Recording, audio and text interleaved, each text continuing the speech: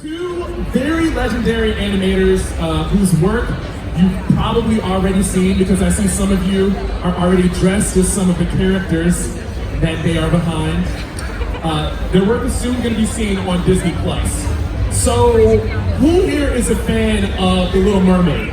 Little Mermaid? Great. Well, then you're going to be happy in a moment. Who's here a fan of the original Aladdin? Oh, yeah. Your wishes are going to be made true in just a moment. What about some of the recent hits, like Moana? We have the Moana film. Yes, excellent. Great, you will all be happy. Well, the two gentlemen that we're about to bring out are responsible for some of the absolute best hand-drawn animated characters that you've ever seen in all of cinema. So before I bring them out, I actually just want to tell you a little bit about them. So first up, I'm going to be bringing out Eric Goldberg. Okay, so you already know. So Eric Goldberg's very first film with Disney Animation was 1992's Aladdin, in which he created the genie character. Amazing. Now his other characters include Phil from Hercules. Any Hercules fans? Yeah. Louis from The Princess and the Frog, who we talked about, and even Maui's Tattoo from Moana. He directed Pocahontas and the Flamingo and Rhapsody in Blue sequences in Fantasia 2000. Everybody, please give some Disney love to Eric Goldberg.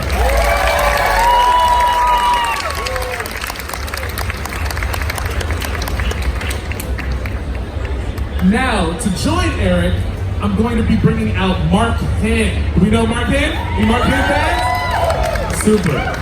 So Mark Henn first joined Disney Animation in 1980, where his first assignment was on The Fox and the Hound. You guys remember The Fox and the Hound? Friendship at its best.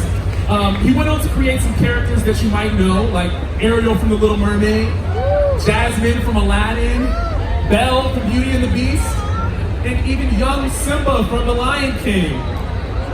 He's been the lead 2D animator on Frozen, Big Hero 6, and the upcoming Frozen 2. Everybody, please welcome Mark Henn.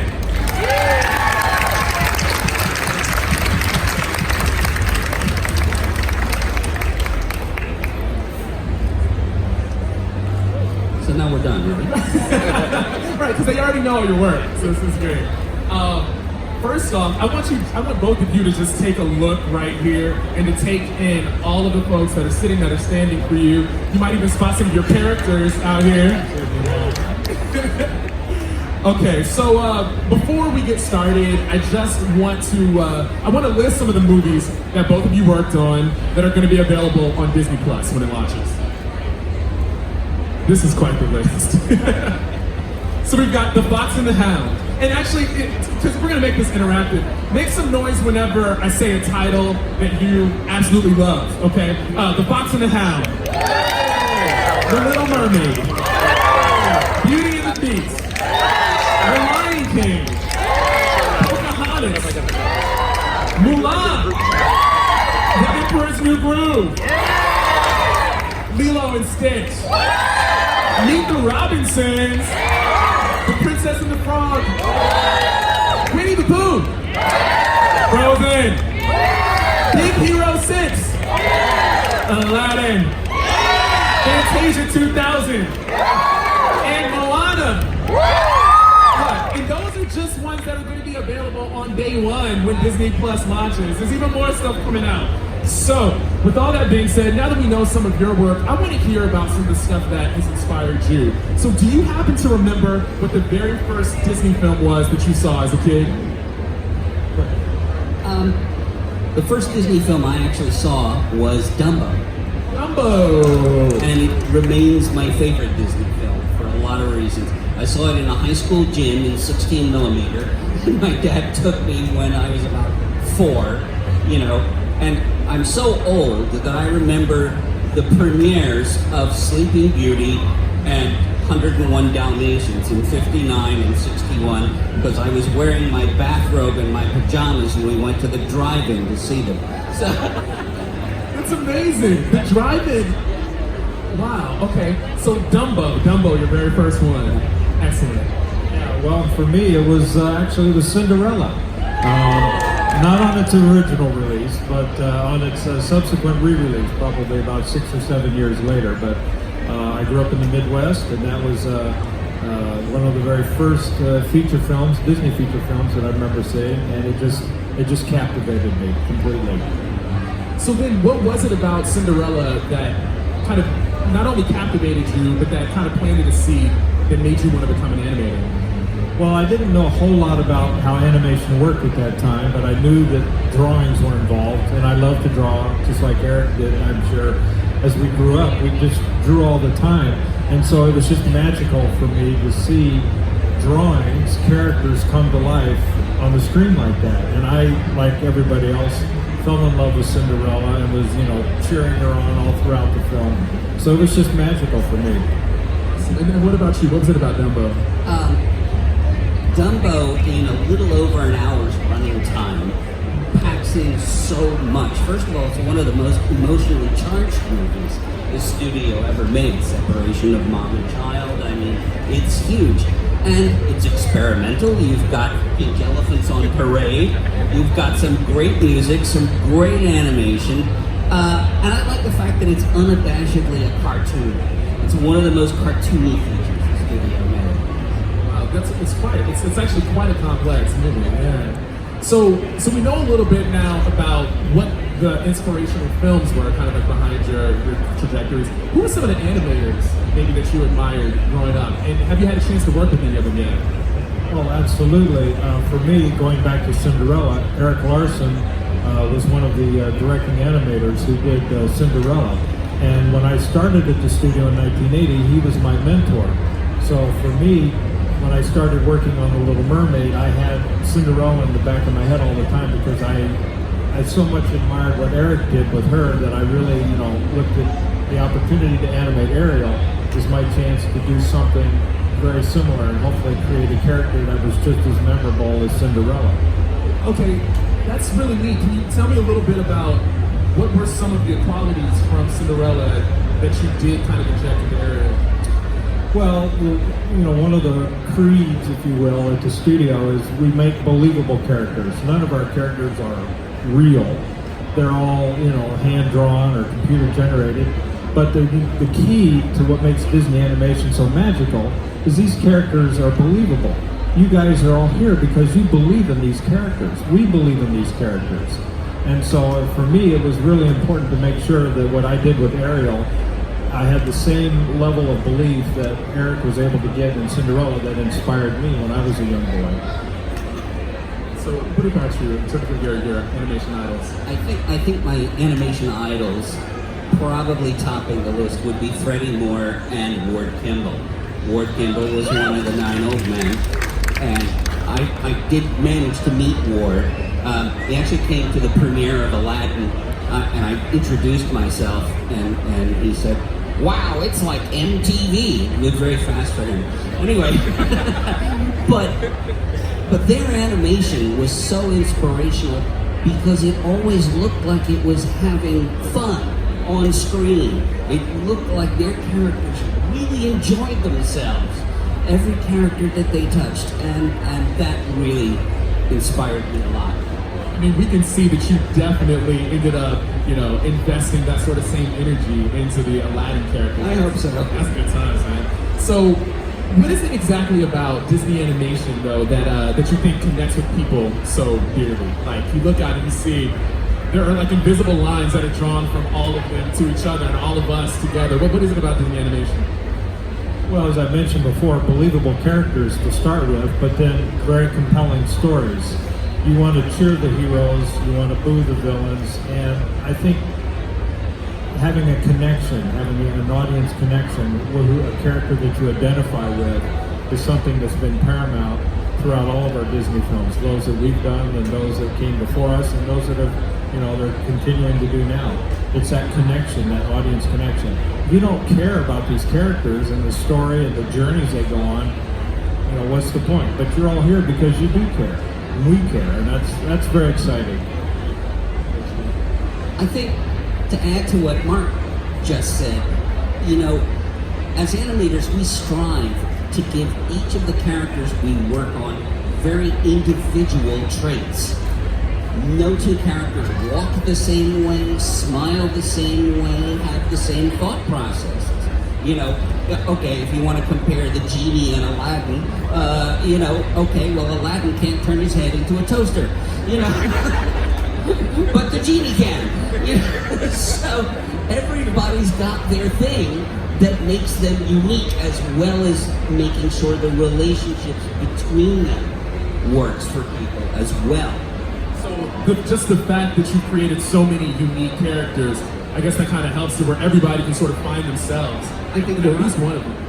Yeah, I think everybody recognizes pieces of themselves. We put pieces of ourselves in our characters. Exactly, and you know, your worldview, your life experiences, all of that comes through our work into the characters, and that leads out because then somebody in the audience says, I know how that character feels. I've been in a situation like that or similar. It's that connection that's important. Make some noise if you felt connected to any Disney character. Okay, so you're right. So let's say, so Mark, you actually happen to start at the studio when the 9 old men were there, right? And so that's a generation of artists, you know, a generation of artists that were leaving and a new generation was coming on in. Can you talk a little bit about that moment? What was it like to be at the studio, like during a time of transition and of growth? And actually, what was it like to be able to work with Mickey Mouse? Well, Mickey Mouse is a lot of fun to work with, but you're right. Transition was the key word. Most of the original 9 old men had either retired. Frank and Ollie had just retired and had moved upstairs in the animation building to start writing their book Illusion of Life. So I had my first opportunity to talk to them was to go upstairs and see what they were doing. Eric Larson was in charge of the training program. So he worked with all the new artists coming into the studio, and you could spend up to 8 weeks with him in training before you got put on the production. So it was a great time of transition. I think we were all very excited and eager because we loved what these guys had done. Like the previous, you know, they were our heroes. And so now the baton was being passed to our generation. And, you know, for me particularly, having the first animation I was assigned at the studio was Mickey Mouse, I truly felt I had big shoes to fill. So that's no joke. But, yeah, big yellow ones, yes. And, but, you know, we were all very excited, very passionate because, you know, we grew up with what they had done. And like I said, the baton was being passed to us to now carry on the tradition, you know, for a whole new generation, and that was very exciting. So it was a really fun, very exciting time. And what Mickey film was that? Was it Christmas Carol? Mickey's Christmas Carol, yes. Was it Mickey's Christmas Carol? Yeah. Classic, such a classic. Eric, you, correct me if I'm wrong, but you were running a commercial production studio, right, in England? Yes, that's right. Okay, so while you were there in England, you heard that Disney was going to be making a movie called Aladdin. It didn't quite work like that. Okay, how'd that work out? Okay, what happened was, I had come out here for a film festival and I brought my commercials reel. And there were representatives of Disney attending. So for 2 years, they kept calling me saying, want to jump ship? Huh? Want to come over? And I kept saying, I'm running this company over here. I can't quite pull myself off. Then finally, they let the ball drop. They said, well, you know, John and Ron are going to be doing this film called Aladdin, and they're thinking of getting Robin Williams to do the genie, and I don't think I even put the phone back on the receiver before I contacted them and said yes. So. Wow, that's amazing. So Disney came after you. Yeah. That's so cool. Okay, so you made a great decision. You made the right decision. I hope right? So then tell us, how was it working with Robin Williams? Robin Williams was fantastic, absolutely great. And, you know, funny enough, he gave us 4 recording sessions, 4 4-hour sessions. That's it. But he packed so much in on each of those sessions. And by the end of the session, he would be like drenched in sweat. But he spoiled us for choice. John and Ron and I would take the takes, we'd highlight the ones that cracked us up, and those are the ones that wound up in the movie. But there's so much that he did that didn't wind up in the movie. you could make 3 more movies, frankly. One that just comes to mind is originally he was introducing himself to Aladdin, and he was saying, you rub? I show. You ask? I do. Too fast? Okay. You rub? I show. And zillions of ad libs like that. And if we had a script, but if you call that a roadmap, Robin did a lot of detours, which we loved. Oh my gosh. Let's hear it again for the late great Robin Williams. Recording sessions, that's insane. That's wow, okay. So Mark, previously, so you worked on The Great Mouse Detective. The Great Mouse Detective. I used to have it on VHS on the also Oliver and Company. But you know, The Little Mermaid actually is arguably one of those films that truly helped to jumpstart a next generation of animation. You know, some call it the golden age of animation, 1980s, 1990s. Tell us, what was it like to create Ariel, though? You mentioned a little bit about Cinderella inspiration, but in order to create such an iconic character, we got to get inside your brain a little bit more. Right, absolutely. Well, the thing with Ariel that Ron and John, the directors, and we all talked about, was making sure that Ariel, again, was a very believable teenager. That the emotions and the experiences she was going through, the struggles with her dad, King Triton, you know, was very believable. And for me as the animator, you know, that was something I could very easily identify with. You know, all I had to do is, you know, go back through my days, you know, when I was younger and just remember those struggles where you're old enough to think you know everything, but maybe not quite old enough to really know everything. And there was that, you know, struggle that all of us as teenagers go through.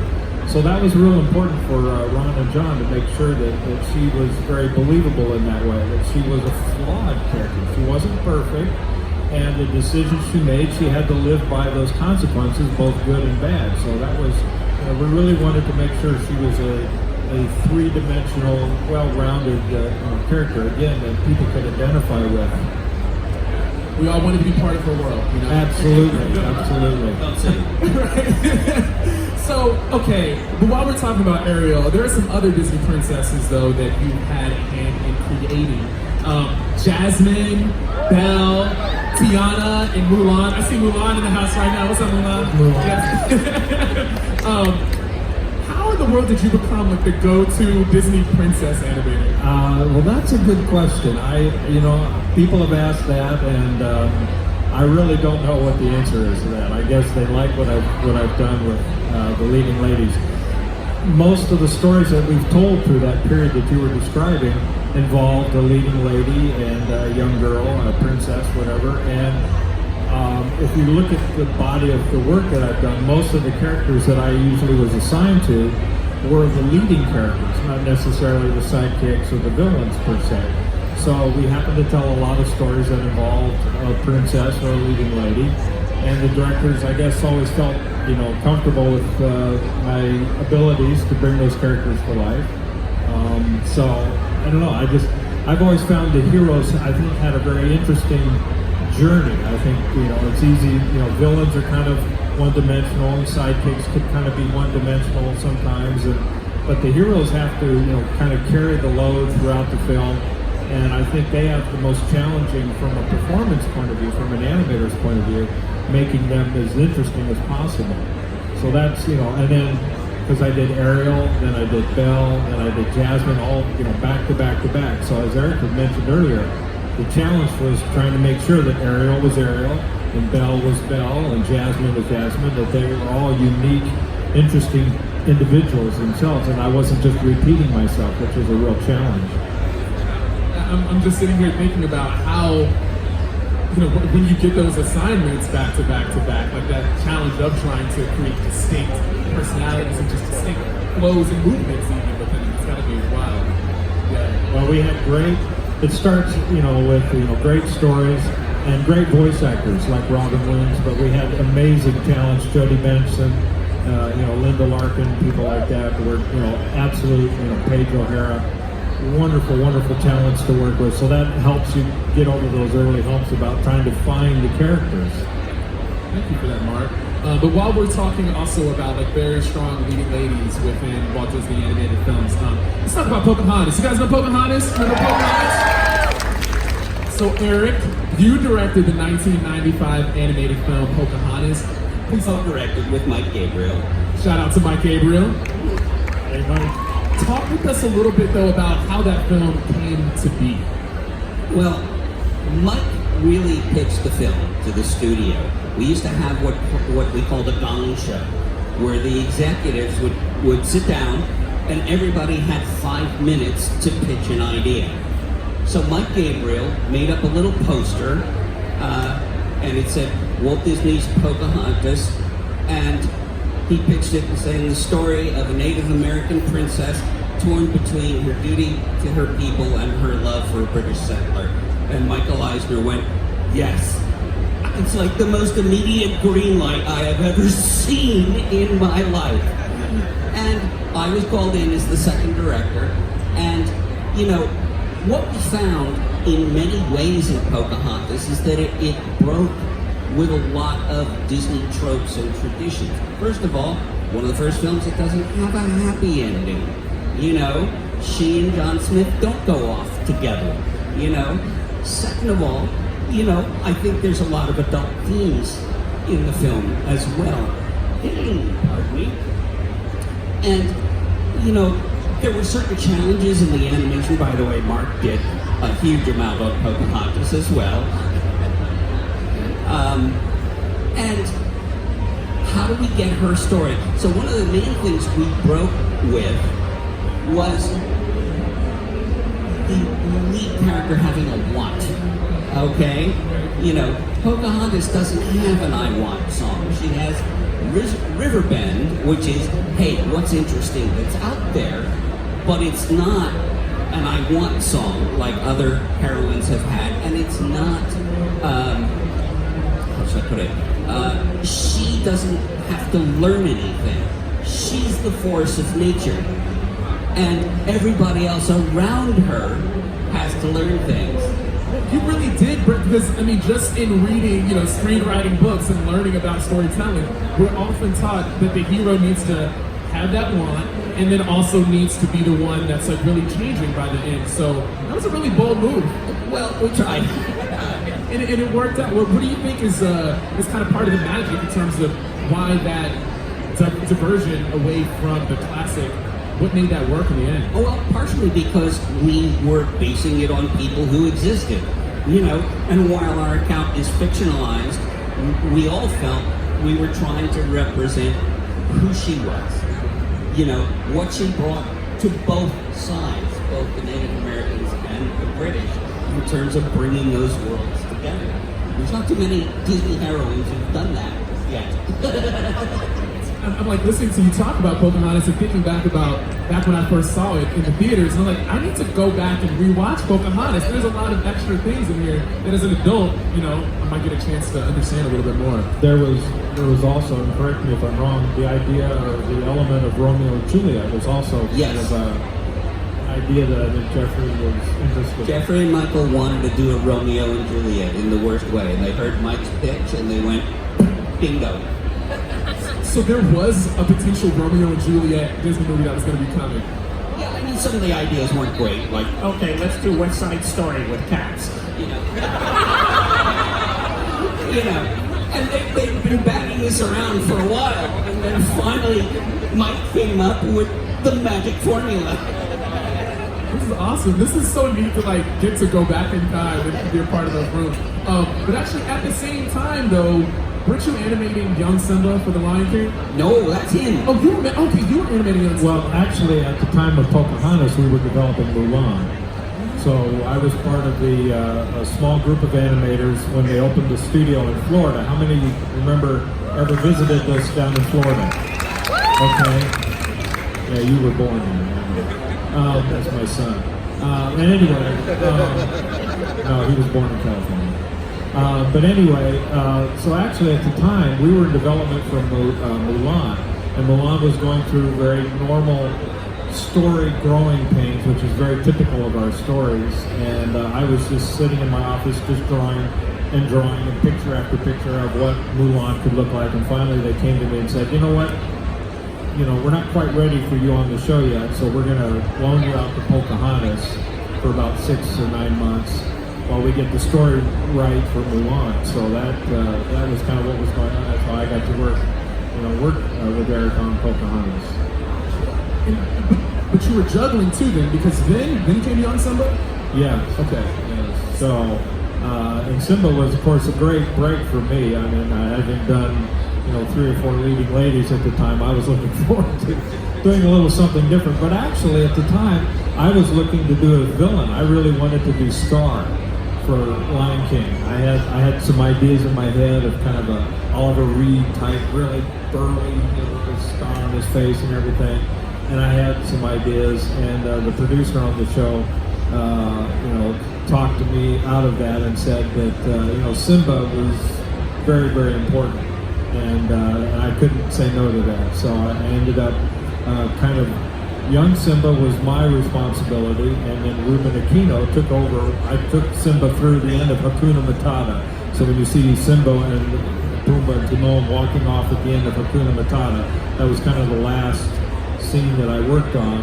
And then Ruben Aquino took over and did the adult Simba version for the rest of the film. What was important for you to be able to convey within young Simba? Like, was it about the eyes? Was it about the face? Well, again, how our characters, the emotion that our characters feel is what's really important. And so as an animator, we're the actors. We're performing, we're acting through these characters that we draw on paper at the time. And so, for me, which was, again, making sure that Simba was obviously not a real lion, but he had to be believable. We actually had real lions come into the studio for research. So they had lions come to the California studio in Burbank. We had lions come to the studio in Florida. And we researched and we learned about real lions, and all that information goes into how these animals move, so that, again, it's about creating believability in our characters and how these animals move and behave. We went down to the Miami Zoo at the time and studied animals down there. So for me, it was all about, again, it was a great story. I loved his role. I loved the emotion involved. I mean, the death of Mufasa. I mean, that's some really powerful stuff. And all I could think of was, the closest, was some things like, Eric said, Bembo, and even, Bambi, was kind of, going around in the back of my head. So again, it was a wonderful opportunity to put on the screen a level of emotions that you don't often see in an animated film. And that was important to me as the animator. So I animated this sequence where, Simba has to deal with Mufasa's death and all of that. And that was a great challenge as an animator. That one still chokes me up. And then I had to go back and rewatch I Just Can't Wait to Be King to get happy again. So let's talk about some more recent hits within the Walt Disney Animation Studios, right? So this era, we've been calling it, some people have been calling it the new golden age. So this is, by the way, this is the 10th anniversary of The Princess and the Frog. Shout out to Princess and the Frog. Now, Eric, you animated Louis, right? Yes. So Louis the alligator, Eric did, and Mark, because you King Princess, you animated Tiana. Yeah, Tiana. Wonderful. So what was it like for both of you to really be able to bring New Orleans to stage? Well, first of all, I've always been a jazz and Dixieland enthusiast. To have the music to work to was great. Michael Leon Woolley, who did the voice of Louis, he'd walk into a room and he was Louis. He was this huge guy. He's lost a lot of weight now, but with this big booming voice, and it was so much fun to animate to him. And on a character like Louis, there were multiple challenges. First of all, when we were designing our characters, I had done a very cliche alligator, okay? It's like the cartoon version, and I got schooled by Mark and the rest of my peers saying, no, you have to go back and do your gator research. And I did, and I had to construct him more like a real gator and understand a gator's muscular structure, skeletal structure, so I could actually animate him believably. And on top of that, he had to play the trumpet. Like all gators do. That's right. Annoying. You know, and aiding us in that, we had an animator named Russ Edmonds who actually played the trumpet. So anytime that Lewis plays the trumpet, we'd call Russ into our room and he would show us exactly which fingers hit which valves for which notes that Lewis was playing, and that's what we animated. So if anybody who plays the trumpet watches Lewis, they'll know he's actually playing that song. Do we have any trumpet players? Do we have any trumpet players in here? So you can check that out now when you go back home. That's awesome. You know, the other thing that was fun about him was the contrast in personalities. He's this big, huge alligator who scares people, and he's this wuss who gets a pricker on his finger. So we're constantly playing large against small with him too. Was there any geniness kind of that went into that? Because again, I think about the characters as you mentioned. Less of a genie. The genie is a very self-confident character. Lewis is not. You know, Lewis is like, I hope I'm doing good. Did I do that right? Oh, I screwed it up. You know. Check this out. The genie has no such internal confidence. So Mark, what are some of your memories from Princess of the Frog? Well, we were on, we did a retreat.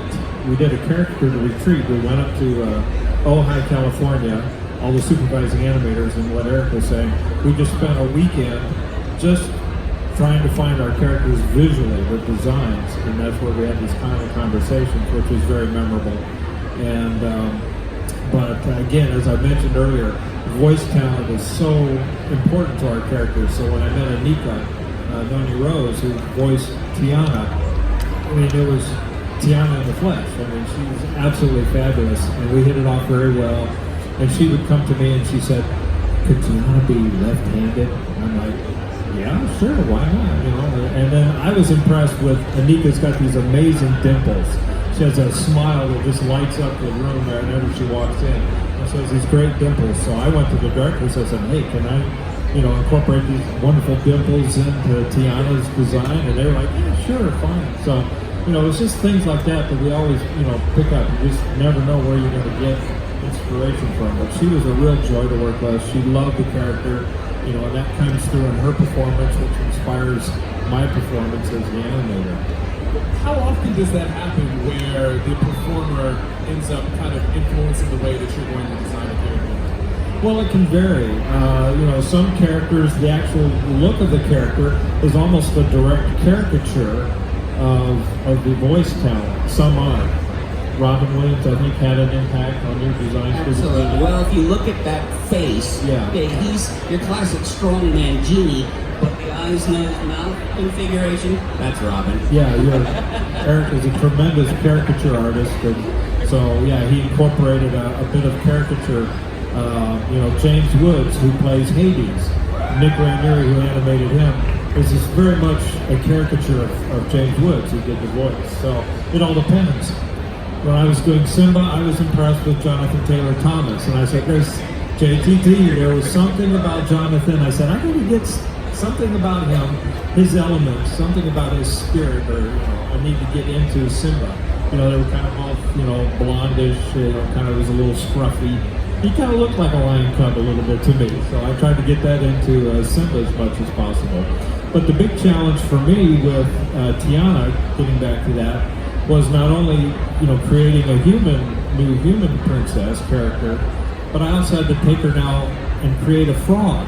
Had to take her and turn her into a frog. So that was a real interesting challenge. So she, was her same personality, but now in a frog body. So we spent a lot of time, studying. We had frogs come into the studio, and we researched them, and then so that was a real interesting challenge from an animator's point of view. Doing a character that actually appears in two different forms. With Genie, you had a ball with that, I know. Well, yeah. but for Tiana, that was a great challenge. frogs, lions, everything is coming up in the Disney Animation Studios. So let's continue to talk about this era of animation. So I'm talking about like Moana, Frozen, Big Hero 6, Wreck-It Ralph. Yeah, you can make some noise for that. I think give those some claps. Fantastic. Can you tell us some stories about working on those? Well, first of all, let's start with Moana. Let's start with Moana. Which was directed by John Musker and Juan Clements, who we've been referring to for the last half an hour. And they knew they wanted hand-drawn animation in the film, even though it was going to be a CG film. I actually had Mark and Randy helping out on that character as well. But Minnie Maui, the tattoo character, started to emerge in the story rules, and everybody liked the character. And one thing that's really fun about him is that he's completely pantomime. He has no dialogue. But you still believe that Big Maui and Minnie Maui have a relationship together. And that's kind of hard to do, but fun to do as well. And, you know, for Wreck-It Ralph, sometimes they ask us hand-drawn animators to do a test drive, you know, with the characters. So I did a test drive on King Candy as pencil animation. And they used that information when modeling and rigging the character and then animating it in the final film. So I developed a walk for him where his foot rotated around his ankle 360 degrees. And that's in the film, you know. It's wild to see how even a film like Wreck-It Ralph, where we look at it and we think, oh, it's all just completely computer, but there's still the hand-drawn animation that plays a role in that. Yeah. Right. Well, and I also did a few tests for them because we could turn these tests around rather quickly. The computer animation is very, very front-loaded. There's a lot of time getting everything built and rigged and all that before you even start animation. They could come to Eric and myself and say, hey, I've got this character, King Candy, or Fix-It Felix, or Calhoun. Could you do a test? So like they told me, I did a test of Calhoun. They said, well, she's kind of like a female John Wayne, you know, can you know, so I had that in the back of my head as I took a piece of dialogue and we did a test, and it was just a jumping off point, a way to start conversations amongst the animators and the directors to say, oh, I like this, or I don't like this, and those kind of things. On the second route that I was a part of, I was working as what they call a draw-over artist, so I kind of partner with the CG artists, and I can do drawings on a computer tablet to help, you know, plus the animation wherever I can. But I actually did do some, there's some 2D animation in the Oh My Disney sequence. And if you, I don't know if anybody, maybe you've seen it, I actually started by doing a couple of tests for the princess sequence. So I did a test of Snow White with, I thought was the best gag in the movie that I think ended up on the cutting room floor, where she puts on her glasses because she's nearsighted. And so I did a test for that track, and I also did a test for Ariel, which I hadn't animated in almost 30 years, so that was a lot of fun because we had all of the original voice talents come through. So when they came in to record, I got to introduce them to the animation crew, and we did a little kind of Q&A, very panel-y thing like this, just so that the animators had the opportunity to get to know them as we got to know them over the past. But if you look closely, and Oh My Disney, can anybody tell me what they remember seeing in that? There's some hand-drawn animation in there. Got somebody over here? Yes, Humphrey the Bear and Ranger Woodlord. I had to find out what his name was. I didn't know what his name was. But yes, I animated Humphrey the Bear and Ranger Woodlord. So there's the scene where the kind of the nerdy guy is talking to Groot. You know, he's talking about, asking him some really tough, nerdy questions. And in the background, you'll see Humphrey the Bear and Ranger Woodlord walking through, kind of in rhythm, picking up paper. If you're one of our favorite shorts amongst the animators is In the Bag, which features Humphrey the Bear in that wonderful song about, pick it up, put it in the bag, bump, bump, That's a great piece. So I animated a piece to that. But I also did, at the very top of the Sorcerer's Hat, as the very opening scenes, as you follow Iron Man flying through, you'll see a Sorcerer Mickey on top of the hat, and it was also animated. So we've had a chance to do that, and as well. So I've done that for Frozen, in that I animated some effects. So essentially, they're effect scenes for some of Pobby's visions. He's conjuring some visions for the girls, and I did that for the first film as well as on the second film. But I also, again, worked alongside the animators to, make the animation as strong as we possibly can. So, I mean, I could just sit here all day. Like, do you all feel like you could just sit here all day as well too, and just like listen to these stories? This is. Woo! I was going to say, what am I doing? Oh, that's right. I've been working. You're on. I'm on. I'm just listening. So now I need a little bit of help from you. Just throw your hand up or make some noise if any of you are interested in becoming an animator. Any animator? Okay. Great. So this next question is particularly for you. What kind of advice can you share with any of us out here who absolutely love animation and just kind of want to try to figure out how can we be a good one? How can we work in this industry? well, we both, I think, get that question quite often. And for me, I always try to encourage people, depending on where they're at. Some are still in elementary or wherever you're at on your school career. I always try to encourage people to get the best art education you possibly can, because regardless if you're doing animation by hand or if you're sitting in front of a computer monitor, you still need to develop that artistic side of your mind and the way you think, because a lot of it is about visualizing and figuring out how to present your animation.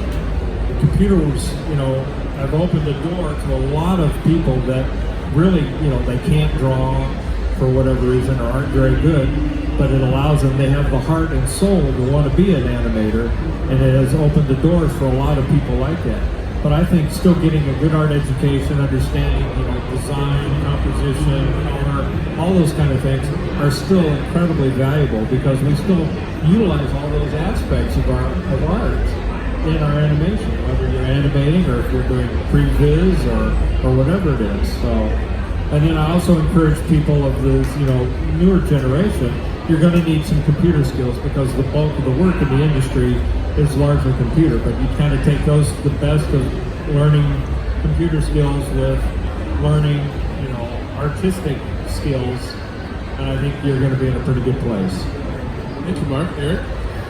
I would say in whatever media you're using in animation, observe and caricature. Watch people, animals, everybody around you, and see not just how they move, but why they move a particular way. And caricature doesn't mean just giving everybody a big nose. It means heightening that just a bit past reality so it reads even better. Everybody has a different walk. One of my heroes, Al Hirschfeld, used to say, how is it that you can tell 5 blocks down in the city and it's a back view of somebody walking away and it's your friend, because you recognize that person's gait and walk, it's, so I think anything that you can do, to really understand what makes people and animals tick a certain way, I think is really helpful. That's super helpful. Did you find that helpful? Did you find that helpful? Yes. So actually, keep it going, because we want to thank Eric Goldberg and Mark Henn.